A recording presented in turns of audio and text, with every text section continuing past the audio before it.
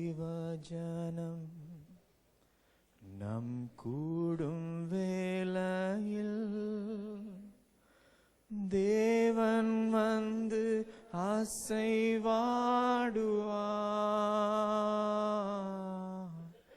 தேவன் வந்து அசைவாடுவார். மீண்டுமாய் சொல்லுவோம், தேவஜனம் தேவஜனம் நம் கூடும் வேளையில் தேவன் வந்து அசைவாடுவார். தேவன் வந்து அசைவாடுவார்.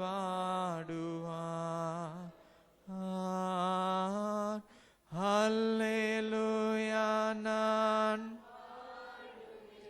ஹல்லேலூயா ஹல்லேலூயா நாங்கள் பாடுவோம். ஹல்லேலூயா ஹல்லேலூயா நான் பாடுவேன்.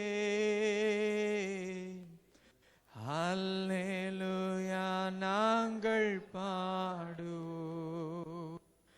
ராஜாக்களும் நாங்களே, ஆசாரியர்களும் நாங்களே. சொல்லுவோமா? ராஜாக்களும் நாங்களே, ஆசாரியர்களும் நாங்களே. தகப்பனே, இந்த காலை வேளையில் உம்முடைய சமூகத்தில் தேவஜனமாய் ராஜரீகரமான ஆசாரிய கூட்டமாய் நாங்கள் கூடி வந்திருக்கிறோம். கர்த்தருடைய ஆவியானவர் எங்களோடு பேச, எங்களை நடத்த உம்முடைய பாதத்திற்குள்ளாய் நாங்கள் முற்றிலும் முழுமையாய் ஒப்பு கொடுக்கிறோம். தேவன் பேச எங்களுடைய இருதயங்களை ஆயத்தப்படுத்தும். பரிசுத்த ஆவியானவர் சகல சத்தியத்திற்குள்ளாயும் நடத்துகிற கர்த்தர் பேசி நடத்த இயேசுவின் நாமத்தில் செபிக்கிறோம் எங்கள் நல்ல பிதாவே, ஆமென். ஹல்லேலூயா. தேவ ஜனமே, ஹல்லேலூயா. People of God, praise the Lord. Hallelujah. இன்றைக்கு தேவ ஜனம் என்ற அந்த தலைப்பிலே நாம் தொடர்ந்து கடந்து செல்லும்படியாக இருக்கிறோம். We're going to continue with the topic of the people of God, part 2 of a 5-part series. 5 பாகமாய் கவனிக்க இருக்கிற இரண்டாவது பாகத்தில் நாம் கடந்து செல்லும்படியாக இருக்கிறோம். கடந்த அக்டோபர் மாதம் அநேக நாட்கள் ஆளுகை செய்து வாழ்ந்து கொண்டிருந்த ஒரு ராஜா, பூமிபோல் ராஜா, அதாவது தாய்லாந்து தேசத்து ராஜா, அவர் 70 ஆண்டு 126 நாள் ஆளுகை செய்து ஆட்சியிலே அமர்ந்து அவர் காலமானார் என்று நாம் வாசித்தோம், செய்திகளிலே கேட்டோம். In the month of October, we heard about the death of the late King Bhumipol Adulyadej. As he served as the longest serving Thai king, he served for 70 years and 126 days. And we heard about his death in the news, we were informed. ஆனால் அவர் மரித்த பிறகு, அவர் மரித்த பின்பு அவருடைய மகன் மகா வஜ்ரலோங்கோன், அதுதான் அப்படிதான் சொல்லணும்னு நினைக்கிறேன். Alright, I believe that's the way it's pronounced. Maha Vajralongkorn, his son, took over as the king of Thailand. Thailand தேசத்துல அநேகமான ஜனக்கூட்டம் இருப்பினும் அவருடைய மகன்தான் ராஜாவாக முடியும். Alright, although Thailand has a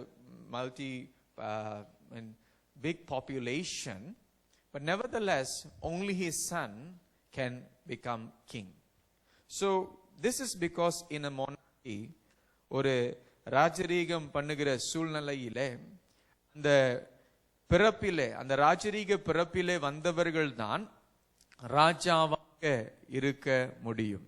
Only the one who is born in the monarchy can become a king. Those who belong to the royalty can become the king. No commoner can become a king in a monarchy. ஒரு சிறு பையனிடத்துல சில நாட்களுக்கு முன்பே அவன்கிட்ட கேட்டேன், உன்னுடைய லட்சியம் என்ன? I asked a young boy some time back, what is your ambition? அவன் சொன்னா, I want to be a king. ராஜாவா ஆக போறேன் என்றதான் என்னுடைய லட்சியம். லட்சியமா இருக்கலாம், ஆனா நம்முடைய மலேசியா தேசத்துல ஆகவே முடியாது. Alright? You may have that as an ambition, but in our nation, I said, you can never become a king. Alright? You can be your king in their own house only. உங்க வீட்டுல மட்டும்தான் ராஜாவா இருக்கலாம், வெளியே போனா முடியாது. அப்ப ராஜாவாகிற ஆசை இருந்தாலும் ராஜாவாக முடியாத சூழ்நிலையில தேவன் நம்மை நடத்துகிற பார்க்கிற விதம் ரொம்ப வித்தியாசம். The way God deals and the way the Lord deals with us is very different. So this is what we are here to discover, how God has dealt with us, the identity that God gives us. தேவன் நமக்கு கொடுக்கிற அடையாளத்தை பார்க்கும் பொழுது மிகவும் ஒரு ஆச்சரியமான ஒரு அடையாளமாக இருக்கிறது என்று நாம் பார்க்கிறோம். 1 பேதுரு 2ஆம் அதிகாரம் 9ஆம் வசனம் இவனமாய் சொல்கிறது. In 1 Peter chapter 2 verse 9 says, "But you are a chosen race, a royal priesthood, a holy nation, a people for his own possession, that you may proclaim the excellencies of him who called you out of darkness into his marvelous light." வாசியுங்கள். நீங்களோ உங்களை அந்தகாரத்தினின்று தம்முடைய ஆச்சரியமான ஒளியினிடத்திற்கு வரவழைத்தவருடைய புண்ணியங்களை அறிவிக்கும்படிக்கு தெரிந்து கொள்ளப்பட்ட சந்ததியாயும் ராஜரீகமான ஆசாரிய கூட்டமாயும் பரிசுத்த ஜாதியாயும் அவருக்கு சொந்தமான ஜனமாயும் இருக்கிறீர்கள் என்று வேதம் சொல்லுகிறது. அப்ப இன்றைக்கு நாம் கவனிக்க இருக்கிற அந்த வார்த்தை, அந்த அடையாளம் என்னவென்றால் ராஜரீகமான ஆசாரிய கூட்டம். It speaks about a royal priesthood. இன்றைக்கு நீங்களும் நானும் ராஜாக்களாக இருக்கிறோம், ஆசாரிய கூட்டமாய் இருக்கிறோம் என்று வேதம் நம்மை அடையாளப்படுத்துகிறது. The scripture identifies us as royalty. The scripture identifies us as the royal priesthood, and that is what we will be looking at, priesthood according to God's view. தேவனுடைய பார்வையிலே நாம் ஆசாரியர்களாக இருக்கிறோம் என்று பார்க்கிறோம். இதை கவனிப்பதற்கு முன்பே பழைய ஏற்பாட்டிலே லேவியர்களுடைய ஆசாரிய அந்த கூட்டத்தை குறித்து நாம் கவனிக்கும்படியாக இருக்கிறோம். Before we go further, we will be looking at the Levitical priesthood of the Old Testament to get a better understanding of what it means. இவை அர்த்தம் என்னதென்று புரிந்து கொள்வதற்கு இது உதவியாக இருக்கும். யாருக்கு ஆங்கிலத்தில் இல்ல தமிழ்ல நோட்ஸ் இல்லை என்றால் உங்களுடைய கைகளை உயர்த்தினா somebody can help them to get their notes. சில புல்லட்டின்ஸ்ல முத இன்செர்ட்ஸ் இல்ல, தமிழ்ல வேணும்னால் உயர்த்துங்க. ஆங்கிலத்தில் English, all right, some sister needs in English, anybody needs in Tamil, all right, Tamil அங்க, ஆங்கிலத்தில் okay, Joanne will help. So if you need, just put up your hands as Joanne is distributing later. அப்ப யாத்திராகமம் 19ஆம் அதிகாரம் 5வது வசனம் 6வது வசனத்தை வாசிக்கும் பொழுது யாரை தேவன் ராஜாக்களாக ஆசாரியர்களாக நியமிக்கும்படியாய் விரும்பினார் என்று பார்க்கிறோம். When we read Exodus chapter 19 verses 5 and 6, it says here, "Now then, if you will indeed obey my voice and keep my covenant, then you shall be my possession among all the peoples, for all the earth is mine. And you shall be to me a kingdom of priests and a holy nation. These are the words that you shall speak to the sons of Israel." மோசேயினிடத்தில் தேவன் பேசி மோசே தேவ ஜனத்திடத்தில் பேசுக வேண்டிய காரியத்தை தான் நாம் வாசிக்கிறோம். We are hearing what God spoke to Moses to be conveyed to the people of Israel. That is the message that we are reading now. வாசியுங்கள் 5வது வசனம் 6வது வசனம். இப்பொழுது நீங்கள் என் வாக்கை உள்ளபடி கேட்டு என் உடன்படிக்கையை கை கொள்வீர்கள் ஆனால் சகல ஜனங்களிலும்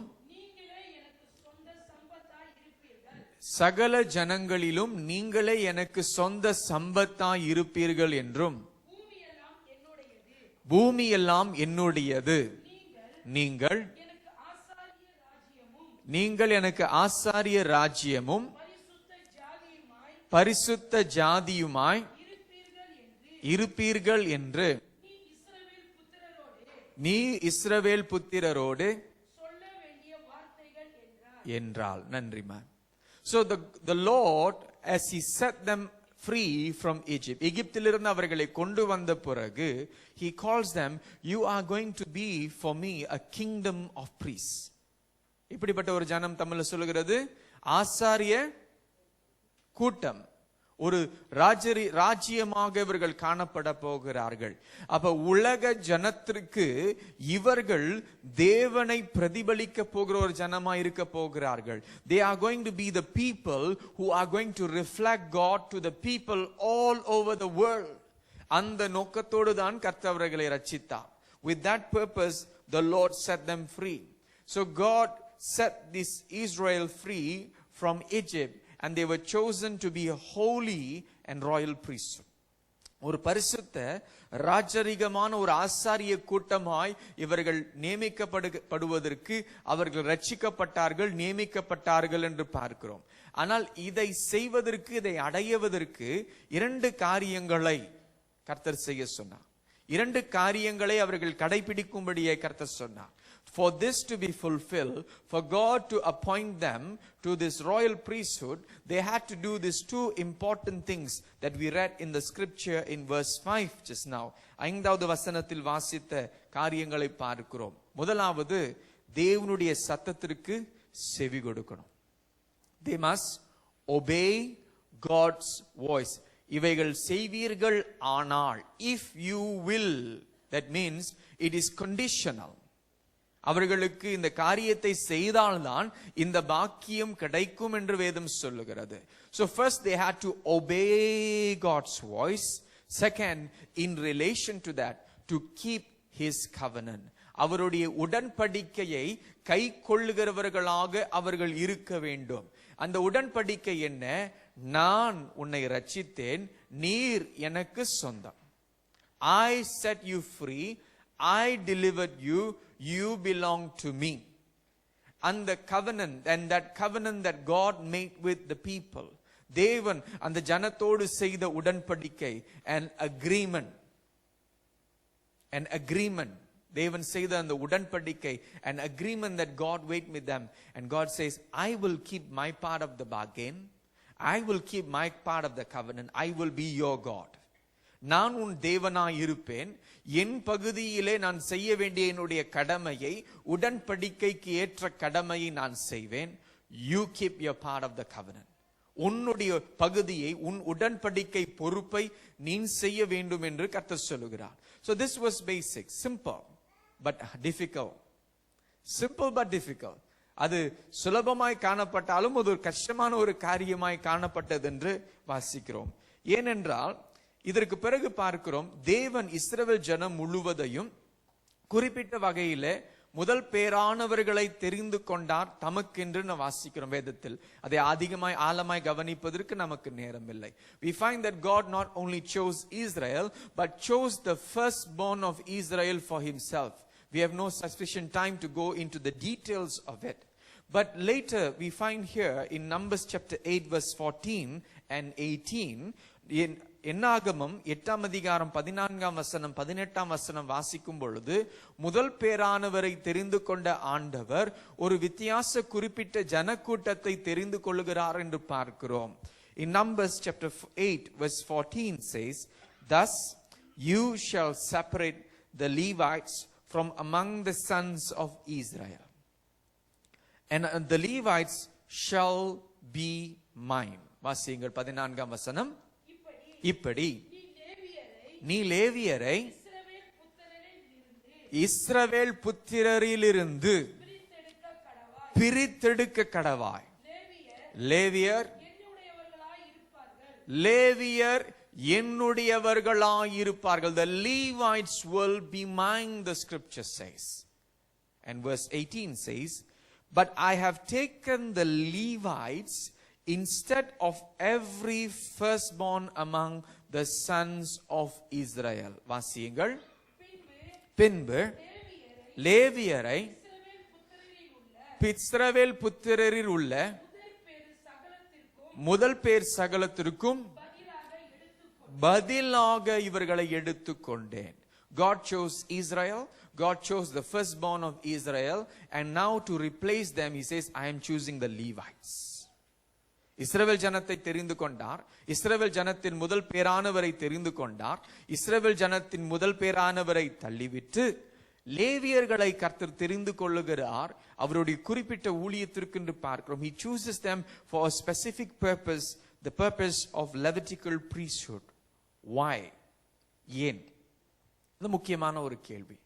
Because of this, in Exodus chapter 32 verses 26 to 28, we find the answer to this.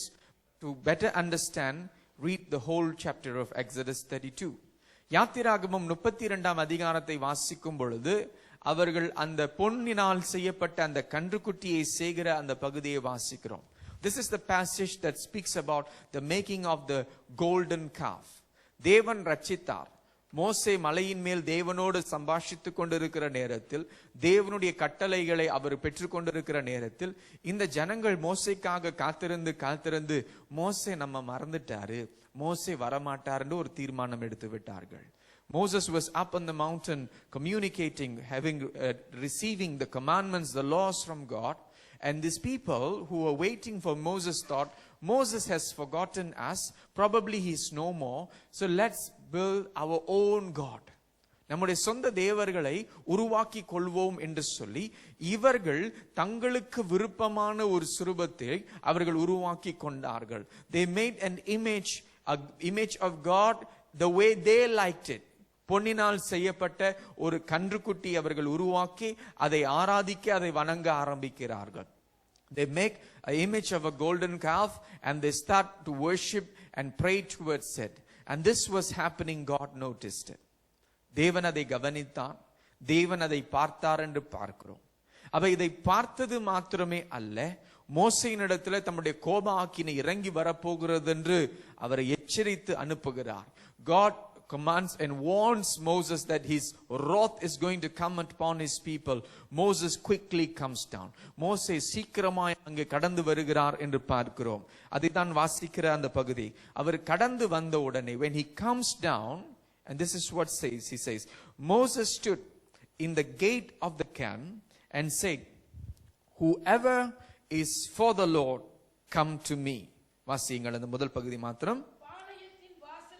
பாளையத்தின் வாசலில் நின்று கர்த்தருடைய பட்சத்தில் இருக்கிறவர்கள் யார்? அவர்கள் என்னிடத்தில் சேர கடவர்கள் என்றார். So he comes and stands at the entrance of the gate and he says, whoever is for the Lord, whoever is not worshipping this golden calf, whoever is for God Almighty who saved us out of Egypt, சர்வ வல்லவருடைய தேவன் சார்பாக இருக்கிறவர்கள் நீங்கள் எல்லோரும் என்னிடத்தில் வாருங்கள் என்று சொன்ன உடனே ஒரு குறிப்பிட்ட ஜனக்கூட்டம் அவரிடத்தில் வருகிறார்கள் என்று பார்க்கிறோம். A specific group of people come to Moses. Who are they? And scripture says, and all the sons of Levi gathered together to him. வாசியுங்கள். அப்பொழுது லேவியின் புத்திரர் எல்லாரும் அவனிடத்தில் கூடி வந்தார்கள். There were thousands and millions of people there. But the sons of Levi, when they received the call, தேவனுடைய அழைப்பை பெற்றுக்கொள்ளும் பொழுது, மோசேயின் மூலமாய் அந்த அழைப்பை பெற்றுக்கொள்ளும் பொழுது, நாங்கள் பொன் கன்றுக்குட்டியை வணங்குகிறவர்கள் அல்ல. We do not worship the golden calf. We are for the Lord. தேவனுக்காக நிற்கிறவர்கள் என்று தங்களுடைய பட்டயங்களை எடுத்து அங்கே தேவனுக்கு விரோதமாய் செயல்பட்டவர்களை சுத்திகரிக்கும்படியாய், அங்கே அழித்து போடும்படியாய் தேவனுக்கு கீழ்ப்படிந்து அங்கு செயல்பட்டார்கள் என்று பார்க்கிறோம். ரொம்ப கடினமா இருக்கிறது கேட்கும் பொழுது. It sounds so harsh and difficult, but they obeyed the voice of the Lord to bring about cleansing in the camp. People have defiled the camp. People have gone against the work of God, the holy work of God, and they have made another God. If this was not dealt with, imagine the corruption that will set into the camp. But these people worked and dealt with it. இந்த ஜனக்கூட்டம், லேவியின் ஜனக்கூட்டம், 28ஆம் வசனம் சொல்லுகிறது, so the sons of Levi did as Moses instructed. வாசியுங்கள். லேவியின் புத்திரர் மோசே சொன்னபடியே செய்தார்கள். நன்றிமா.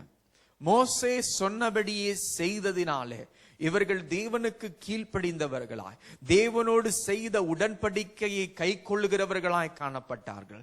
As they obeyed the instruction of Moses, they were those who obeyed the voice of God and who desired to keep his covenant.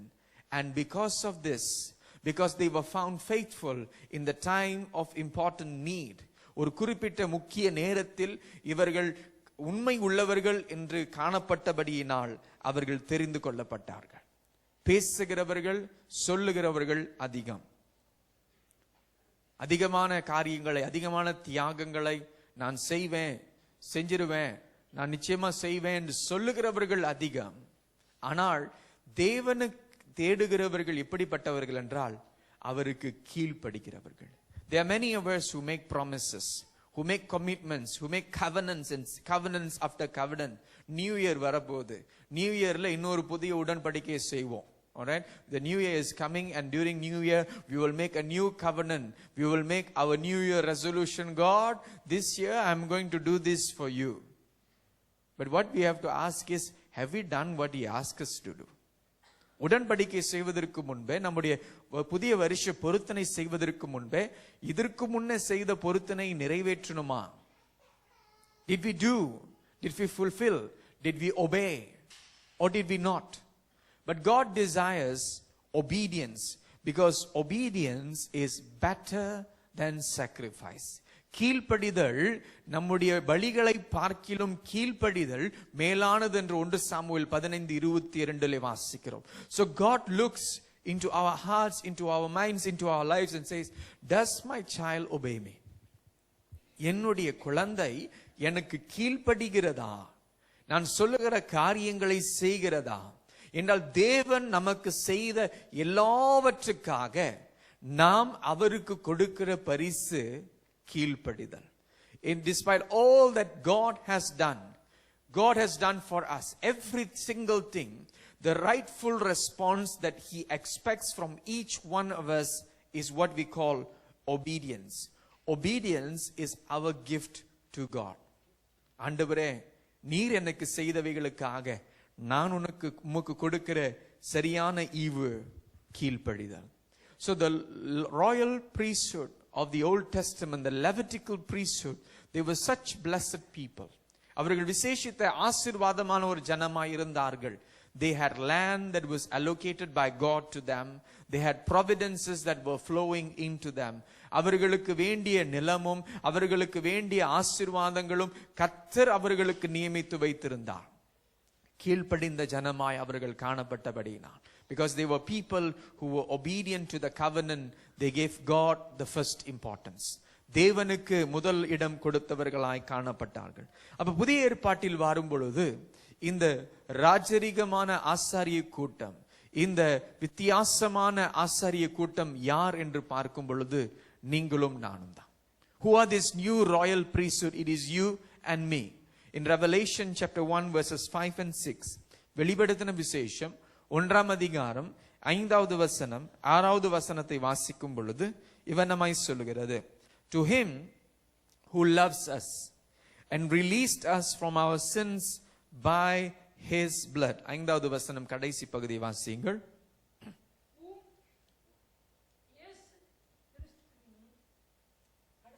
அந்த பகுதி, அவர் நம்மை நேசித்தார் ரத்தத்தினாலே.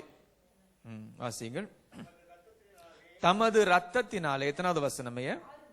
6. மன்னிக்கணும், தமிழ்ல 6. வாசியுங்கள். தமது ரத்தத்தினாலே நம்முடைய பாவம் கலர நம்மை கழுவி தம்முடைய பிதாவாகிய தேவனுக்கு முன்பாக நம்மை ராஜாக்களும் ஆசாரியர்களும் மாக்கின அவருக்கு மகிமையும் வல்லமையும் என்றென்றைக்கும் உண்டாயிருப்பதாக. Amen. So in the New Testament we are called kings and priests, in short a royal priesthood, priests who are kingly in that sense. But how do we become the royal priesthood? It is not because of anything that we have achieved. நாம் எப்படி ராஜரீகமான ஆசாரிய கூட்டமாய் மாறி இருக்கிறோம்? நான் ஒரு 4-5 தலைமுறை Anglican கிறிஸ்துவ குடும்பத்தில் பிறந்ததினாலே நான் ராஜரீக ஆசாரிய கூட்டம் என்று யாரும் சொல்ல முடியாது. None of us can claim to say, I have been born into an Anglican Christian family for 4 or 5 or more generations, and out of that receive the possibility to say that because of that I am a royal priesthood, or because I give much, or because I have been serving as much such. நான் அதிகமாய் கொடுக்கிறேன், நான் அதிகமான ஊழியம் செய்திருக்கிறேன், அதனால தான் நான் ராஜரீக ஆசாரியம் கூட்டம். நான் BTH முடிச்சிருக்கிறேன், பேச்சுலர் ஆஃப் தியாலஜி, அதனால நான் ராயல் priesthood. அதெல்லாம் இல்லை. Because I finished my bachelor of theology, that is why I am a royal priesthood. Nothing. We are a royal priesthood because of Jesus. We are a royal priesthood because of what Jesus has done. நாம் ஏன் ராஜரீக ஆசாரிய கூட்டமாய் இருக்கிறோம் என்றால், இயேசு செய்த காரியங்களினாலே, இயேசுவின் மூலமாய் மாத்திரமே நாம் ராஜரீக ஆசாரிய கூட்டமாய் நியமிக்கப்பட்டிருக்கிறோம் என்று நாம் மறந்துடக்கூடாது. The church is the holy priesthood. இன்றைக்கு எல்லாரும் உங்களை பார்த்து சொல்லணும், ரெவரண்ட் ரெவரண்ட், எல்லாரும் ரெவரண்ட், எல்லாரும் ஆசாரியர்கள் கர்த்தருடைய பார்வையில். ராஜரீகமான ஆசாரிய கூட்டம் சாதாரணவர்களோட. You're not a normal priesthood. You are a royal priesthood. We are a royal priesthood. Each one of us included. பெரியோர்கள் சிறியோர் எல்லோரும் தேவனுடைய இரத்தத்தினாலே, இயேசுவின் இரத்தத்தினாலே கழுவப்பட்டு பாவம் மன்னிக்கப்பட்டு மீட்கப்பட்ட ஒவ்வொருவரும் ஆசாரிய கூட்டத்தில் சேர்ந்தவர்களாக இருக்கிறோம்.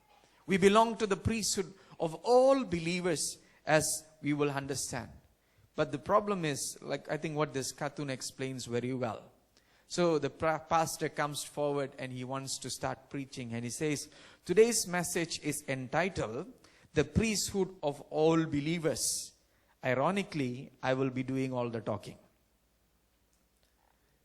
எல்லா விசுவாசிகளும் ஆசாரியர்கள் என்று சொல்லப்படுகிற அந்த பிரசங்கத்தை நான் செய்ய போகிறேன், ஆனால் அதிகமா நான் தான் பேசிக்கிட்டே இருக்க போறேன்னு சொல்றார்.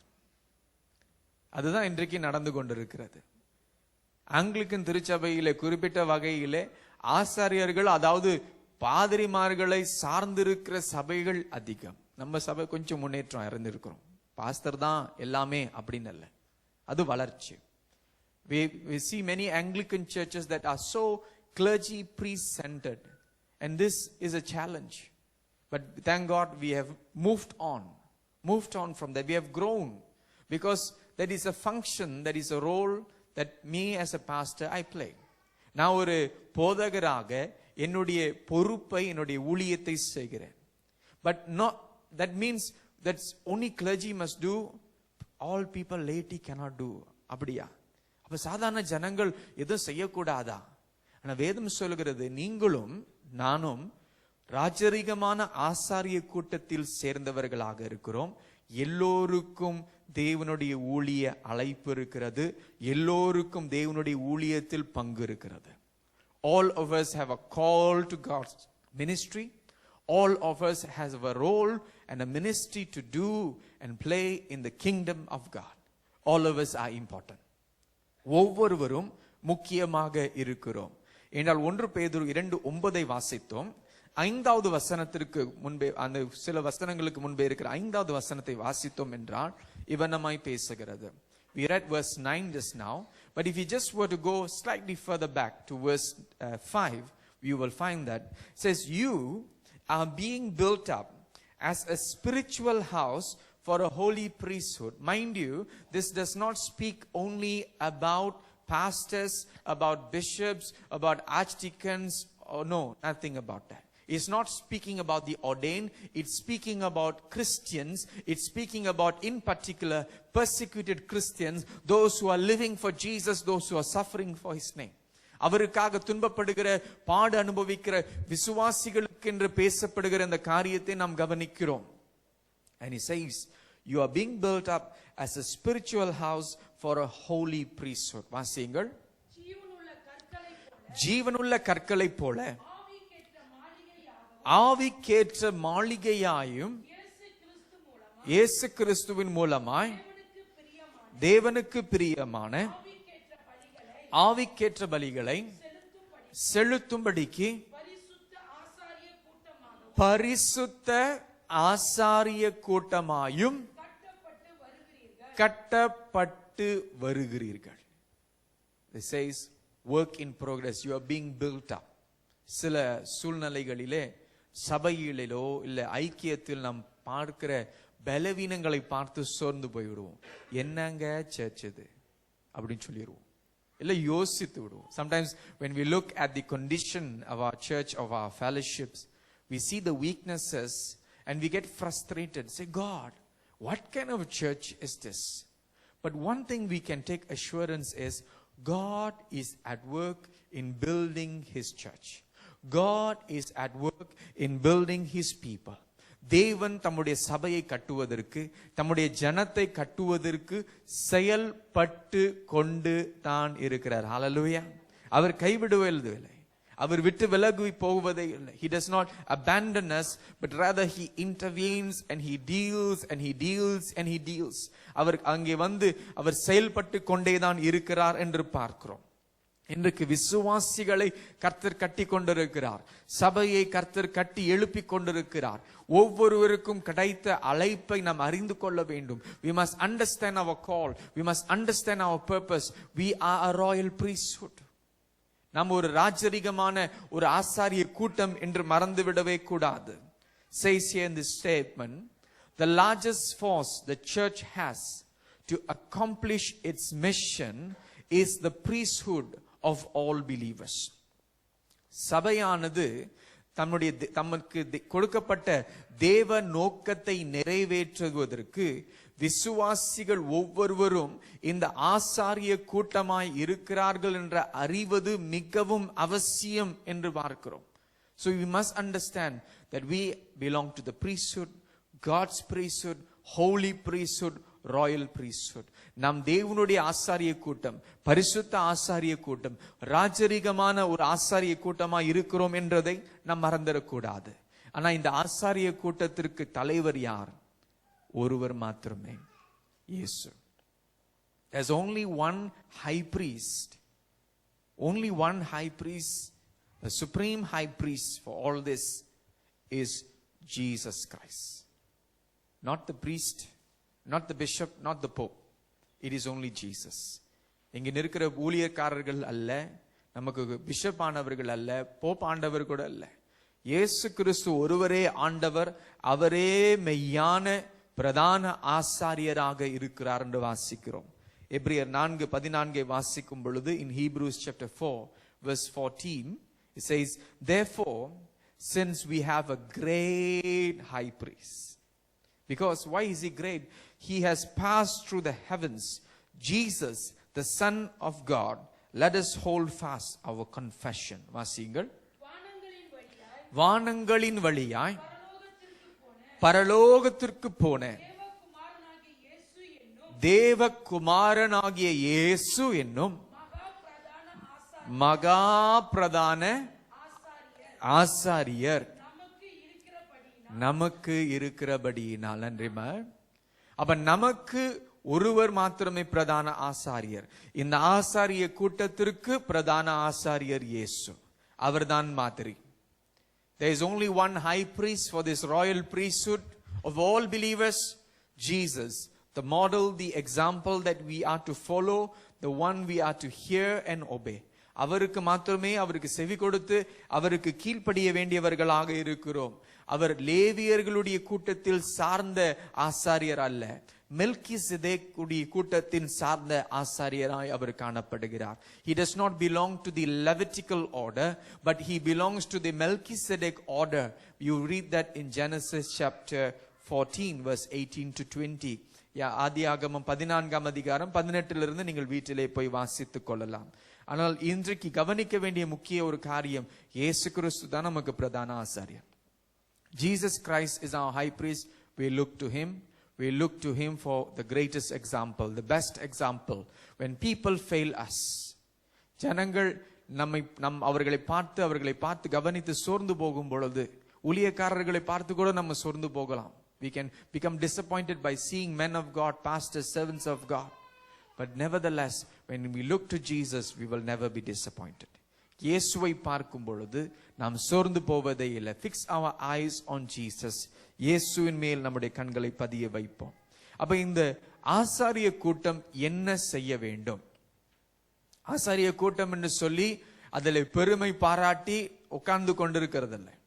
It is not only to take pride in our position as royal priesthood. We have a function, we have a role to play. We have a ministry unto God. தேவனுக்கு ஏற்ற ஒரு ஊழியம் இருக்கிறது. இந்த ஊழியம் என்னதென்று வாசிக்கிறோம். And you also as living stones are being built up as a spiritual house for a holy priesthood, to offer up spiritual sacrifices acceptable to God through Jesus Christ. வாசியுங்கள். 1 பேதுரு 2:5. ஜீவனுள்ள கற்களை போல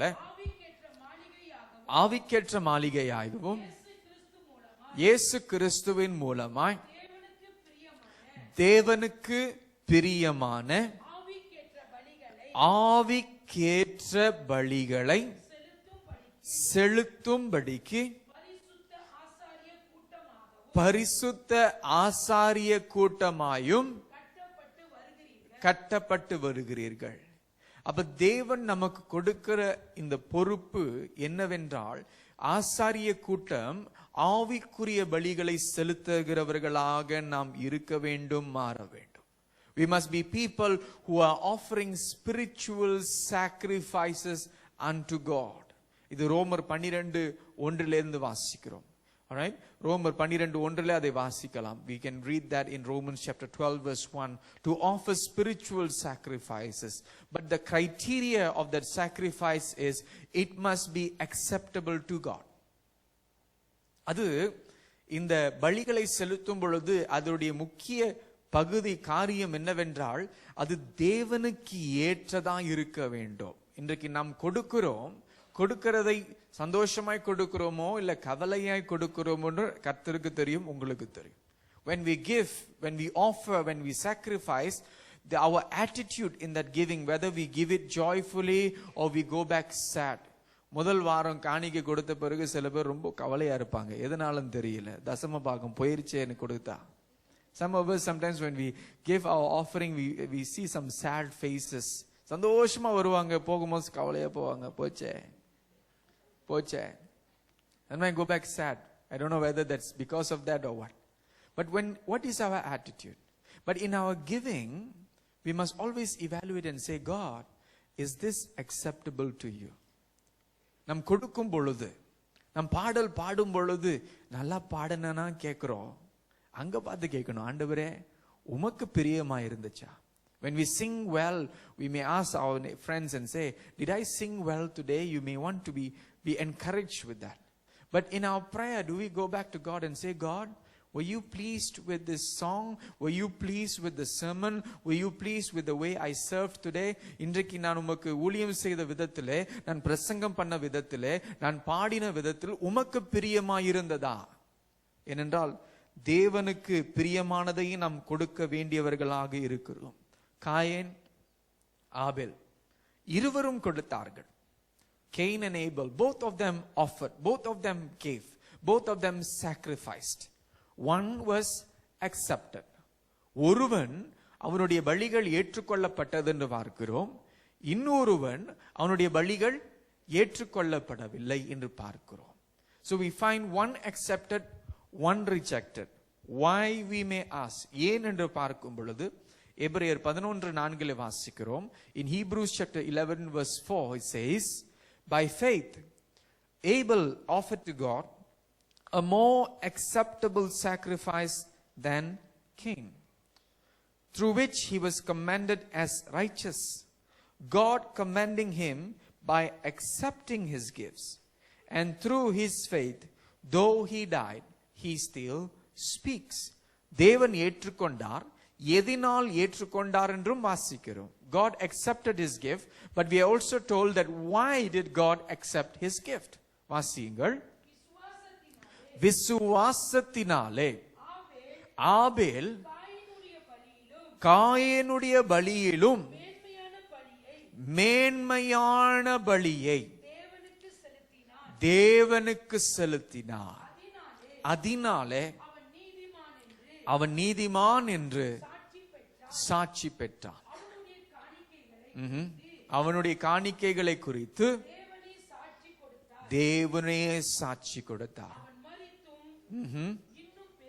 இன்னும் பேசுகிறான். இங்கேயும் அவனுடைய வார்த்தை பேசுகிறது, அவனுடைய வாழ்க்கை பேசுகிறது. His life still speaks today. He offered a gift of faith that was completely reliant upon God. He gave the best, the first fruits, the first things that God has blessed him with. அவனுக்கு பெற்றுக்கொண்ட முதலானவைகளை அவன் கொடுத்தான், சிறந்ததை அவன் கொடுத்தான். வேதம் சொல்கிறது மேன்மையானதையே கொடுத்தான். He gave the best that he had. In our giving to God, let's learn to give the best. சிறந்ததை கொடுக்க, அடுத்தது தேவை இல்லாதது மிஞ்சினது கர்த்தருக்கு கொடுக்கிறதை நிறுத்தி சிறந்ததை கொடுக்க நாம் கற்றுக்கொள்ள வேண்டும். Let's stop giving God the rest of the best. Let's stop giving God what is left over, the balance. God has given us everything. We must learn to give God the best. Everything, whether it be by our time, our talent, our treasure, everything must be the best that we can give to God. Let's give God the best that we need to give to him, that it will be found acceptable as we give it in faith.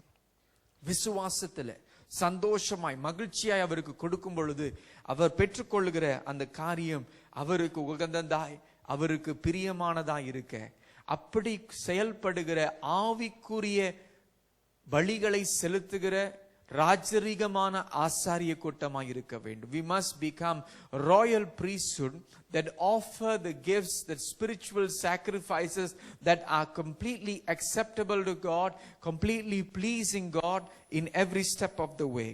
So today, royal priesthood, a priesthood of all believers. ராஜரீகமான ஆசாரிய கூட்டம், எல்லா விசுவாசிகளும் நீங்கள் ஆசாரியர்கள் தான் கர்த்தருக்கு முன்பாக. பொறுப்புகள், ஊழியங்கள் வித்தியாசம். Our ministry roles and functions differ, but in the eyes of God, we are royal priesthood that are to reflect God to this nation, to reflect God to the world. தேவனை பிரதிபலிக்கிற, இந்த தேசத்திற்கு காண்பிக்கிற, இந்த உலகத்திற்கு காண்பிக்கிற ஆசாரிய கூட்டமாய் நாம் காணப்பட வேண்டும் என்று வேதம் நம்மை அழைக்கிறது. முடிவாக ஒரு கேள்வி. In conclusion, question for our discussion. Coffee fellowship time, breakfast fellowship time. இன்னைக்கு இட்லி நினைக்கிறேன், கொஞ்சம் ஸ்டாஃபா இருக்கும். அது சாப்பிடும் போதே நீங்க இது பேசிக்கிட்டே சாப்பிடலாம். alright, இந்த காரியத்தை கவனித்துக் கொண்டே சாப்பிடலாம். Think about this question as you have your breakfast fellowship. How does being part of God's royal priesthood in Christ transform you? Transform you. இது அந்த சத்தியத்தை அறிந்த பிறகு உங்களுடைய வாழ்க்கை எப்படி மாற்றப்பட வேண்டும், மாற்றப்படுகிறது என்று ஒரு முக்கிய கேள்வியை கேளுங்க. நான் சாதாரணமானவன் அல்ல. I'm not somebody simple. நாம் செய்கிற வேலையை குறித்து, நம்ம எடுத்திருக்க சம்பாத்தியத்தை குறித்து கவனித்து நாம் இவ்வண்ணமான நபர்கள் என்று நாம் தீர்மானித்துக் கொள்கிறோம். We make our identity based on where we work, what work we do, how much salary we get. That is not our identity in the eyes of God. We are a chosen generation. We are a royal priesthood. அப்ப அந்த ராஜரீகமான ஆசாரிய கூட்டம் ராஜரீகமான ஆசாரிய கூட்டத்தை போல் நடந்து கொள்ள வேண்டும். We must behave and act and live like the royal priesthood of God. So in conclusion, the people of God, be reminded that we are the royal priesthood to serve God in this nation, to offer up spiritual sacrifices for his glory. Let us stand. அப்படி எழுந்து நிற்போம். உம்மை ஸ்தோத்திரிக்கிறோம், உமக்கு நன்றி செலுத்துகிறோம் கர்த்தாவே.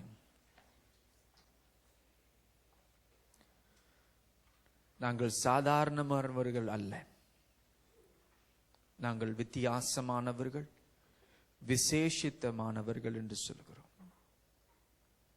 அந்த வார்த்தைக்காக நன்றி செலுத்துகிறோம். We thank you that you remind us that we are not ordinary, common, but we are special in your eyes. இன்றைக்கு ஆண்டவரே, அந்த அடையாளத்தை உம்முடைய பரிசுத்த ஆவியினாலே எங்கள் இருதயத்தில் பதிய செய்யும்படியாய் நாங்கள் செபிக்கிறோம்.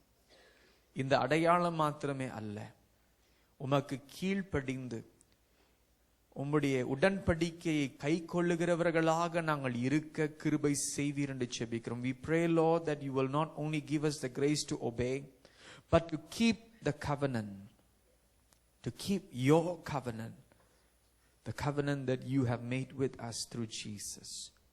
We thank you for the position. We thank you for the identity. We thank you for the responsibility. And we know, Lord, that you will hold us accountable. எங்களுக்கு ஆண்டவரே இந்த பொறுப்பு கொடுத்தது மாத்திரமே அல்ல, எங்களிடத்தில் கணக்கு கேட்பீர் என்றதை நாங்கள் மறந்து விடாதபடி ராஜரீகமான ஆசாரிய கூட்டமாய் சிந்திக்க, பேச, பார்க்க, கேட்க, நடந்து கொள்ள எங்களுக்கு ஒரு கிருபை செய்வீர் என்று செபிக்கிறோம். உமக்காக வைராக்கியமாய் வாழ்கிற ஒரு கூட்டமாய் நாங்கள் இருக்க எங்களுக்கு கிருபை செய்வீர் என்று செபிக்கிறோம். Yes, Lord. Give us the privilege to live for you as a royal priesthood. Help us to understand our roles, our functions, our call, our ministry. எங்களுடைய ஊழியங்களை நாங்கள் அறிந்து கொள்ள, ஒவ்வொருவரும் உம்முடைய ராஜ்யத்தின் முக்கியமான ஒரு பங்கு எங்களுக்கு கொடுத்திருக்கிறீர் என்றை அறிந்து கொள்ள கிருபை செய்வீர் என்று செபிக்கிறோம். உம்முடைய பாதத்திற்குள்ளாய் முற்றிலும் முழுமையாய் அர்ப்பணம் செய்கிறோம். எல்லாவற்றையும் இரட்சகரும் மீட்பருமாகிய இயேசு கிறிஸ்துவை முன்னிட்டு வேண்டிக் கொள்கிறோம் நல்ல பிதாவே. ஆமென்.